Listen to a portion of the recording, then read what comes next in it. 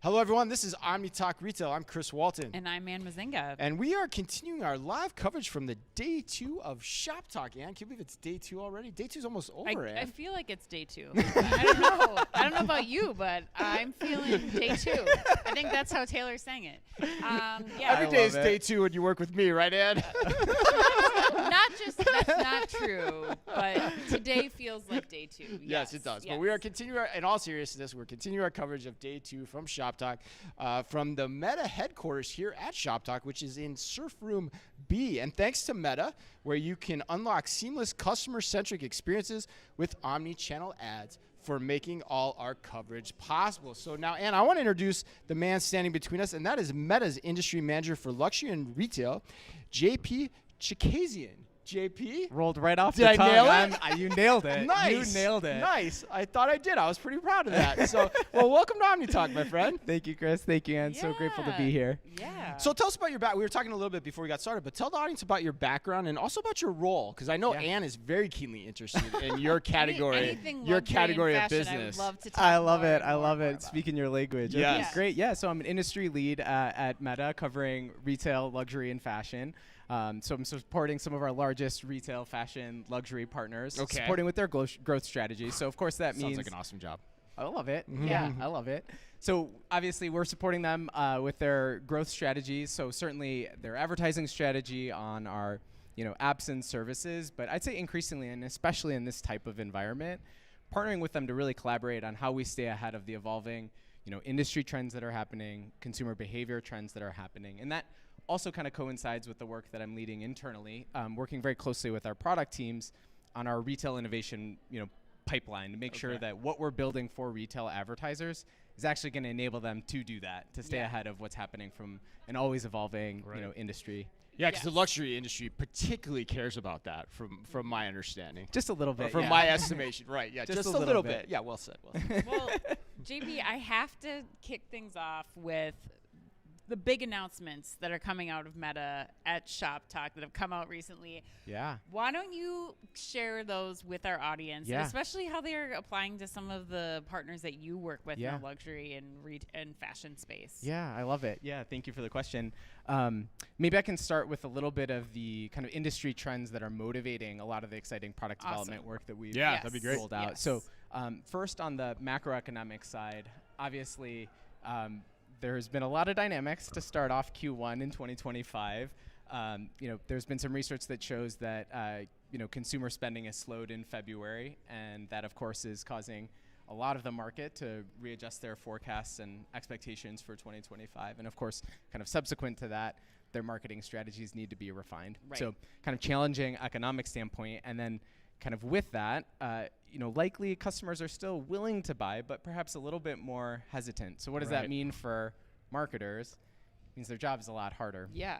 And we know that the retail, industry is a margins business, and so every extra moment Well that said, those products are sitting on the shelves or in a warehouse, as we know, extremely costly for our partners, and especially if they actually have to use a discount to move those products. Yes. Not ideal. Not ideal. Not something your side of the business likes to do that often either, right? No. Exactly. They try to avoid that. 100%. Yeah. What is a discount in luxury? Right. But so as a result, then every point of incremental performance that we can offer our partners through our ads tools and solutions, is a critical leverage point for them to drive better margin for their business. So very, very paramount in this environment in particular that we are laser focused on helping deliver on that for our partners. So that's on the macro side. On the consumer side, this is not new. We know that consumer behavior is demanding, or at least expecting, a hybrid shopping experience. They want to be able to go from online to in-store, from start to finish in a really seamless way. And so we're committed to enabling that for our partners, trying to tie together that shopping experience so that they can actually deliver on that high expectation. Yeah. So that's a little bit of the backdrop. Why. Yeah, right. Big setup. Yeah. Sorry. Yeah, It's no, okay. it's No. important to cover that, especially with the current economic conditions, I think, too, because we've heard from a lot of people at Shoptalk in the last day. It's only been one day, but in the last 24 hours, just about how important it is, what you're talking about, like getting people motivated to shop when they are trying to kind of cut back. So. Yeah. And I guess maybe even, sorry to bury the lead even more, but I think But even in the context of that, being able to tie the ecosystem together, I think, especially for our retail partners that have a large store footprint, they're sitting on this incredible asset that is one of their competitive advantages, particularly when you think about the large e-com players. And they've been asking for performance marketing solutions and tactics that would enable them to actually leverage that as an asset, to be able to drive store sales in the same way that they're driving their performance marketing campaigns for online sales. And that's never really been offered from our standpoint in a very meaningful way. And so without further ado, let's do it. Yeah, let's have it, JP. That's where our omni-channel ad solution comes in. So in one single campaign, advertisers can pool together their signal to be able to drive both online sales and store sales in one single campaign. And the benefit of this is we're seeing tremendous, obviously, omni-channel results. And specifically, we're obviously seeing gains in what's happening in the stores. So when you compare an omni-channel ads campaign, we're seeing a 21% increase in incremental store ROAS compared to our website conversion campaign, so our traditional website online driving tactics. Wow. So so those ads are performing better in stores relative to what they're performing online. Is that right? Is that's that exactly how I interpret right. that right? That's exactly right. Wow. Okay. Any hypotheses on why that is? Yeah. So before, if you think about the way that our campaigns were optimized, we're only leveraging what's happening from an online standpoint. Now what we're able to do is leverage all of that signal from the people who are shopping in store, which, by the way, the place where the majority of purchases are actually still happening, to be able to power these campaigns. So when you think about this environment, where especially there's that pressure from, e-commerce players, this is a really tremendous strategic lever that is a competitive advantage for them. So now we're opening up that opportunity to be able to find not just those who are going to shop online, but those who are going to shop online and in-store or just in-store. And so this platform exists for all retailers now, not just in the luxury space. It's everyone. That's correct. Everyone that wants to use it from Meta, they can use it. It's currently in beta. Okay. So it's compatible with all of our Advantage Plus and existing formats. So Advantage Plus is our AI-driven automated solutions. So the place where most of our advertisers are leaning in. So it's compatible with that. There's also some additional features that allow you to make the store experience a little bit more enticing. So having localized pricing, product availability, even promotions in stores nearby. So that's highlighted in the actual ad formats itself too. That's unbelievable. Yeah, that's very key. What had to fall into place, JP, for this to be able to get to this point? Yeah, a lot. Very, very close. I mean, that's a lot. I'm just thinking there's so Actually, many. we just talked about it yesterday. Yeah. We threw it up on a whiteboard, fingers. and then it was done. Yeah. No, that was great. A lot. Yeah. I love that Yeah. question. I love that answer. I mean, there's so many things that have to come in to work together from Meta side so that you're able to put this all into motion for the retailer, right? That's right. I mean, I think this is maybe back to where I was mentioning some of our collaboration with the product. I've been at Meta for almost 8 years. I've never seen the amount of collaboration and connection that our product teams have had with the industry. Okay. Regularly bringing them close to, our partners have directly shaped the product roadmap for this. And what's exciting is, given all these challenging, kind of the challenging environment that we're sitting in, this solution is coming in at the perfect time. So I mentioned it's in beta at the moment. It's going to release into general availability later this summer, in time for back to school, and certainly in time for the critical holiday window when we know our advertisers are really going to need it. For holidays, that makes sense. All right, so maybe even staying in your lane of luxury, but you could go more broadly with this too. I'm curious, we always talk about people, process, and technology, on our podcast. For the retailers that are listening, they're saying, hey, you know what, I want to take advantage of this. I want to get into the beta early and start to see what it means for me as I go into the holidays. To your point, what do they need to get right along those three dimensions to be as successful as they can be with this new platform? Yeah, Chris, I love this question because you can have the best strategy in the world, but if those three things aren't in place, it means nothing, and it's going to fall flat. I think in the context of Omni,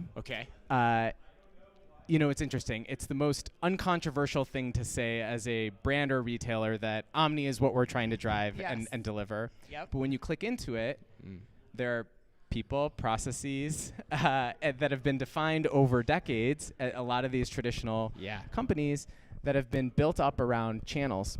And so there are these silos that exist between what's happening from an e-com perspective, what's happening from a store perspective, that have different KPIs, different measurement frameworks and methodologies, and different budgets. That's what I was thinking. And You got to so- unlock the budgets differently, 100%. Exactly, and this is a really, really hard thing to solve for. Yeah. By the way, this Yeah, is like a it's not easy. multi-year thing. But what ends up happening if you don't have those kind of operating in a more fluid and cohesive way is ultimately you're never going to have the sum greater than the parts. Yeah. Where you're going to have store sales driven by the store team. You're going to Yeah. have digital teams focused on digital sales, and truly that omni opportunity won't be realized because there won't be the synergy that you need. So the advertisers are doing the best job of this. Our partners that are doing the best job are really thinking about how do we design an org that creates more fluidity across these goals. So how do we rethink our measurement framework and KPIs so that is truly an omni goal across what's happening on both sides? How do we unify that? How do we unify what's happening from a budgeting standpoint so that we can allow the marketing team to really have more fluidity and agility in the way that they're deploying and activating their strategies to drive the greatest omni outcomes. That makes sense. And I would imagine, too, that there's a little bit of learning by doing here going on as well versus just, to your point about staying stagnant, staying in the old mindset. You've actually got to dig into here and try it to understand what that org structure could eventually look like, too. Is that right? Yeah, and this is why I think it's a multi-year process Yeah. because it's a huge change Makes sense. management exercise. Makes sense. Just as much as it is a new marketing strategy. And so all of this needs to be done with, test and learn methodologies that are, meant to, one, show the results over time, but also, give confidence in the organization that we're heading in the right direction. And buy-in from your retailer partners who you've been working with to develop this, I imagine, too, over the course of the last several That's exactly years. right. Well, I'm curious, as you look at what's in beta phase right now, and we think about where unified commerce is going, what are you most excited about what this platform will enable for what the future of unified commerce looks like? Yeah, okay. Well, I think... Okay. Well, we've made it this far into the interview without talking about AI, but you knew it was coming. Yes, right. Nice. So- Exactly. Nice to So with any innovation wave, those who are moving the first and fastest are going to be able to realize the competitive advantage in the Yep. future, Mhm. and Yep. that moment is here. I don't think anyone needs convincing, and certainly in the environment that we're sitting in, hopefully there's extra incentive and motivation to start activating on that. So what does that mean for us at Meta?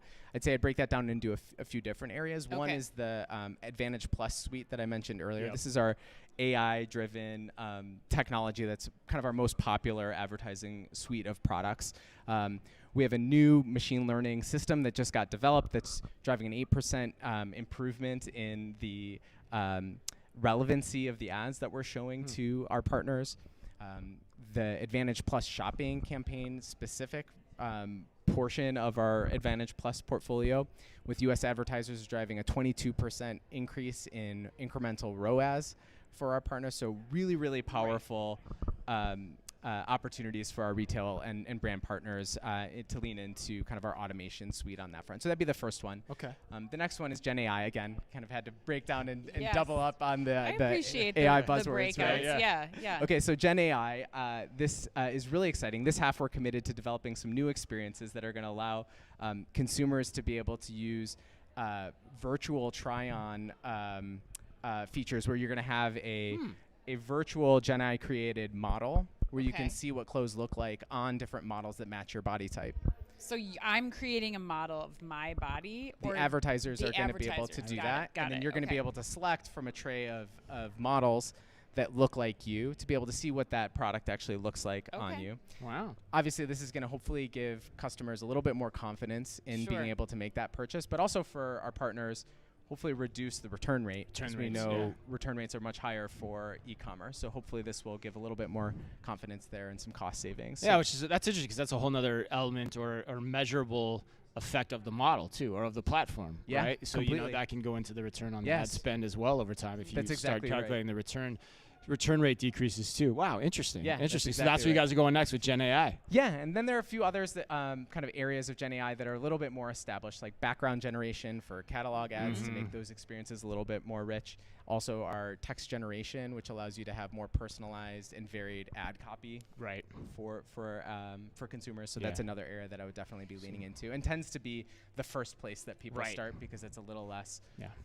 connected to kind of the brand like creative would be. Right. JP, are you seeing a lot of brands that you work with look to partners like Meta to help with some of that, dynamic background generation, dynamic text based on the targeting information that they're getting from you for their ideal consumers? Or are a lot of them starting to experiment on their own? Like, what are you seeing, especially in the luxury category? Because I know that relationship with consumers is so important there versus like a mass retailer that's just like, just give me a southern version and a northern version or something like that. Yeah, no, that's exactly right. Such a thoughtful question.